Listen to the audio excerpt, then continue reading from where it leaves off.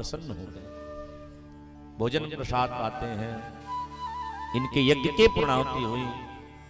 सुखदेव जी महाराज कहते हैं कि बेटा परीक्षित, भगवान से जीवन में एक ना एक संबंध तो अवश्य बनाइए, जैसे तेरे बाबा अर्जुन जी के संबंध हैं। देखो अर्जुन जी महाराज कन्हैया के कई रिश्तेदारी हैं। एक पद में अर्जुन जी महाराज कन्हैया के जीजा जी लगते हैं। एक दिन भगवान अपनी प्यारी बहन सुभद्रा के पास पधारे हैं, तो क्या देखा है कि सुभद्रा के तकिया के नीचे अर्जुन जी की तस्वीर रखी है। ठाकुर जी हंसने लगे, बहन से कहते हैं बहन ये कौन सी लीला है? तो सुभद्रा अपनी आंख नीचे कर ली और थोड़ी सी मुस्कुरा बैठी। ठाकुर जी समझ गए कि बहन अर्जुन को पसंद करती है। भगवान अर्जुन जी के पास आए, अर्जुन जी से कहते हैं मेरी बहन से ब्याह करोगे? अर्जुन जी भी लजा गए, क्योंकि अर्जुन जी भी मन ही मन सुभद्रा को पसंद करते हैं। अर्जुन जी ने कहा कि पर महाराज आपके बड़े भैया तो दुर्योधन के साथ आपकी सुभद्रा का विवाह करना चाहते हैं। कन्हैया कहते लेकिन मैं चाहता हूं कि तेरे साथ सुभद्रा का विवाह हो। एक काम करो, मेरे भैया साधु को बड़ा मानते हैं, तुम दंडी स्वामी बन के आ जाओ। तो अर्जुन जी महाराज नकली साधु बन गए, नकली दाढ़ी लगाई, इससे भी मोटी मोटी कंठी पहनी, त्रिपुंड लगाए, ढोंग पोंग करके चले हैं। द्वारिका के बाहर एक पीपल का वृक्ष है, ऐसे हाथ टेक करके बस भजन कर रहे हैं। कन्हैया दौड़े दौड़े गए, बोले भैया जय हो जय हो। बलदाऊ जी ने कहा कहा भयो? बोले अपने नगर में परम सिद्ध महात्मा है। कहा नाम है? बोले अर्जुन आनंद सरस्वती जी महाराज है, बड़े प्राकंड विद्वान हैं, किसी के घर नहीं जाते हैं।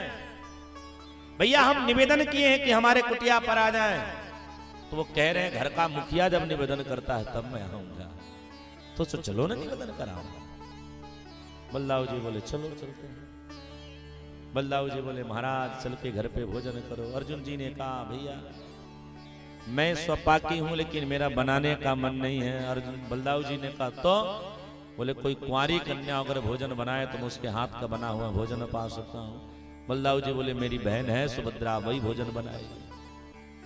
अर्जुन जी ने कहा कि उठा हुआ भोजन नहीं करता हूं, अर्थात मैं भोजन करूंगा तो रसोई घर में ही बैठ के भोजन करूंगा। ये सारा सीखा बुद्धि महाराज ही दिए थे, कन्हैया ही दिए थे। बलदाऊ जी स्वीकार कर लिए। अर्जुन आनंद सरस्वती जी महाराज द्वारिकापुरी में हैं, दोनों भाई बैठ करके पंखा कर रहे हैं। अर्जुन जी अंदर ही अंदर डर रहे हैं कि पोल खुल गई तब तो पीटे गए हैं। कन्हैया कुछ देर पहले उठ के चले गए, बाद में बलदाऊ जी को भी इशारा करके बुला दिया। अर्जुन जी अच्छा मौका देखे और देवी की बांह पकड़ करके लेकर भागने लगे। नगर वाले हल्ला कर दिए कि बाबा तो ले भगे, बाबा तो ले भगे बहना को। अब तो बलदाऊ जी की क्रोध की सीमा ना रही, हल को लिया है और अर्जुन जी की तरफ दौड़ पड़े हैं। अर्जुन जी डरने लगे हैं, मन ही मन कन्हैया को याद कर रहे हैं। जैसे दाढ़ी पकड़ करके नोची वैसे अर्जुन जी दिख गए। क्रोध में आकर के अर्जुन का वध करने वाले हैं बलदाऊ जी महाराज। कन्हैया सामने खड़े हो गए, बोले भैया कर क्या रहे हो? इसमें अर्जुन का कोई दोष नहीं है, मेरी बहन भी अर्जुन को पसंद करती है, अर्जुन भी बहन को पसंद करता है। बलदाऊ जी ने कहा तुमको पता है कि मैं अपनी बहन का विवाह दुर्योधन के साथ करने वाला था। बोले एक बात कहूं, दुर्योधन पापी हैं और दुर्योधन की अकाल मौत लिखी है। क्या आप चाहोगे कि बहन के जीवन में ऐसी दुर्दशाएं हैं?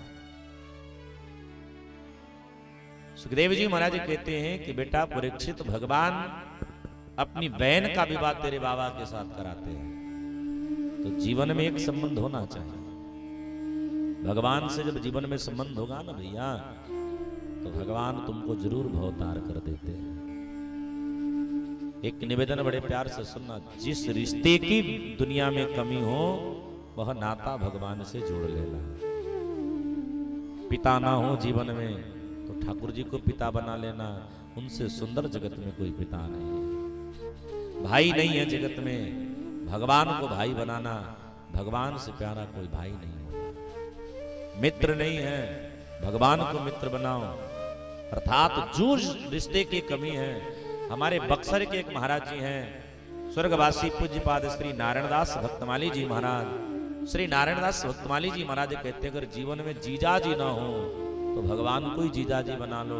ठाकुर जी बहनोई का भी पद बड़ा बढ़िया निर्वहन करते हैं। जो संबंध की कमी हो, आप भगवान से वह संबंध जोड़ सकते हो।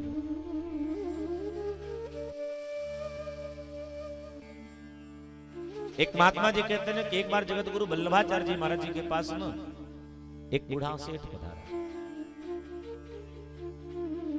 सेठ बड़ा धनवान था, पर ऐसे आंचल को फैला के गया। वल्लभाचार्य जी ने कहा, तेरे जीवन में क्या कमी है कि तू मांगने आया? सेठ ने कहा, महाराज 4 बच्चे हैं, चारों बच्चे अपने विवाह धर्म को करके अपने अपने दुनिया में मस्त हैं। मेरे जीवन में कोई बिटिया नहीं है, पत्नी का स्वर्गवास हो गया है, बुढ़ापे में हमसे कोई बात करने वाला नहीं है। वे पिता उस बुजुर्ग को ना, बुजुर्ग लोगों की सबसे बड़ी सेवा है उनके साथ 2 बार बैठ करके हंस के बात कर लीजिए। पत्नी के मर जाने के बाद अगर अपने पिता की सबसे ज्यादा कोई ख्याल करती है ना, तो वो उसकी बेटी होती है। वल्लभाचार्य जी ने कहा, कहना क्या चाहते हो? सेठ ने कहा, हमको कोई बेटी होती ना तो बुढ़ापे में कम से कम हमारी कुशल क्षेम तो पूछती। जिसके जीवन में बिटियां होंगी ना, बड़े ध्यान से सुनना, पत्नी से ज्यादा बेटी अपनी बाप का ख्याल रखती है। पत्नी को नहीं पता होता है कि पिताजी कब क्या खावे, कब क्या श्रीमान जी बने, लेकिन बेटियां हर समय खड़ी रहती है। बाप से लड़ेगी भी, बाप से झगड़ेगी भी, लेकिन बाप के चेहरे पर थोड़ी सी अगर दर्द की झलक दिख जाती है तो सबसे पहले बेटी सीना तान के खड़ी होती है। काहे रो रहे हो, मैं तो भी जिंदा हूं। वल्लभाचार्य जी ने कहा, देखो मैं तुझे बेटी तो नहीं दे सकता, लेकिन मैं एक उपाय बता सकता हूं, तेरा दुख हल्का हो जाएगा। करोगे क्या? तुम राधा रानी को ही अपनी बेटी मान लो। जैसा जैसा तुम बेटी के साथ व्यवहार करना चाहते हो, तुम वैसा वैसा राधा रानी के ही साथ व्यवहार करो। ध्यान से सुनना। एक चित्रकार के पास गया, राधा रानी के सुंदर चित्र बनाया है, अपने कोठरी में अपने सिरहाने ला करके टांग दिया। सुबह जब सो करके उठता था तो बेटी प्रणाम। एक निवेदन ध्यान से सुनना, जिस कन्या की कन्यादान कर दो, ऐसे कन्या से कभी पांव नहीं छुलानी चाहिए। दामाद से कभी पांव नहीं छुलानी चाहिए, एकदम ध्यान में रखना। ससुर अगर दामाद से पांव छुलाता है तो ससुर को दोष लगता है। और एक निवेदन, इसलिए हमारी कई बार बच्चियां जब हमको प्रणाम करने आती हैं तो मैं दूर से ही कहता हूं, बस बस दूर से ही कर लो, क्योंकि बच्चियों से कभी भी पांव नहीं छुलाना चाहिए। क्यों? क्योंकि हमारी बच्चियां लक्ष्मी स्वरूपा हैं। और दामाद से तो भूल करके भी कभी पांव मत छुलाना। जानते हो क्यों? क्योंकि जो तुम उसका वर्णन करते हो ना, तो वो नारायण के जैसा होता है। और नारायण कहते भगवान को, दामाद ससुर के लिए भगवान के ही समान होता है। अगर कोई व्यक्ति अपने दामाद से पांव छुलाता है, समझना वो भगवान से अपनी पांव छुला रहा है। लेकिन इन्हें तो अगर दामाद लोग पांव न छुआ ना तो ससुर जी के मुंह फूल के गोईठा हो जाए कि काहे ना हमारा गोड़ लागा था, घमंडिया गई बाटा। ये मानसिकता ऐसी हमारी बन गई।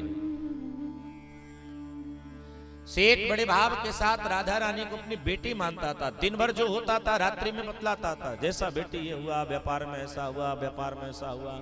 ऐसे करते करते उसकी जीवन बीतने लगी। धीरे धीरे सावन का महीना आया है, बड़ा आदमी है, उसके घर पे मनिहारी चूड़ी पहनाने हर सावन में आती थी। सेठ की 3 बहुएं, मनिहारी बाहर बैठ जाती थी, बहुएं पर्दे कोट से ऐसे बाहर निकाल देती थी, मनिहारी चूड़ी पहना करके चली जाती थी। इस बार सावन जब आया तो मनिहारी बैठी हैं, चूड़ी पहना रही हैं। 3 बहुएं जब चूड़ी पहन करके चली गई, मनिहारी अपनी चूड़ी की जब गांठ, बंडल को जब लगी है गांठ करने, तब तक क्या देखा, एक चौथा हाथ बाहर निकल रहा। मनिहारी ने सोचा सेठ जी बड़े आदमी है, लग रहा कोई उनके रिश्तेदार आए हैं, हाथ में चूड़ी डाल रहे। सेठ की दुकान पे गई, बोले महाराज चूड़े का हिसाब दे दो। सेठ हर बार की तरह 3 चूड़ियों का हिसाब दे दिया, 3 हाथों का हिसाब दे दिया। मनिहारी ने कहा क्षमा करना महाराज, इस बार 3 नहीं, इस बार 4 चाहिए। सेठ ने कहा क्यों? बोले इस बार मैंने 4 लोगों को चूड़ी पहनाई है। सेठ ने कहा मेरे घर में जब 3 ही बहुएं हैं तो 4 कहां से तुम पहनाई? उसने कहा मैं ये नहीं जानती, पर मैंने 4 को पहनाई है। एक बाद में एक हाथ निकला है, मैंने वाक को भी पहनाई दी है। सेठ का नहीं, मेरे घर में 3 ही है, मैं सुबह देख करके आया हूँ। कोई रिश्तेदार आते तो मुझे जरूर सूचना मिलती, मैं जब दूंगा तब 3 ही का दूंगा। मनिहारी ने कहा क्षमा करना सेठ जी, मेरी ये रोजी रोटी है, मैं जब हिसाब लूंगी तो 4 का लूंगी, मैं 3 का नहीं ले सकती। मैं झूठ नहीं बोल रही हूँ। सेठ ने कहा मतलब मैं झूठ बोल रहा हूं? सेठ ने कहा 3 का हिसाब लेना है तो लो, नहीं तो तुम चली जाओ।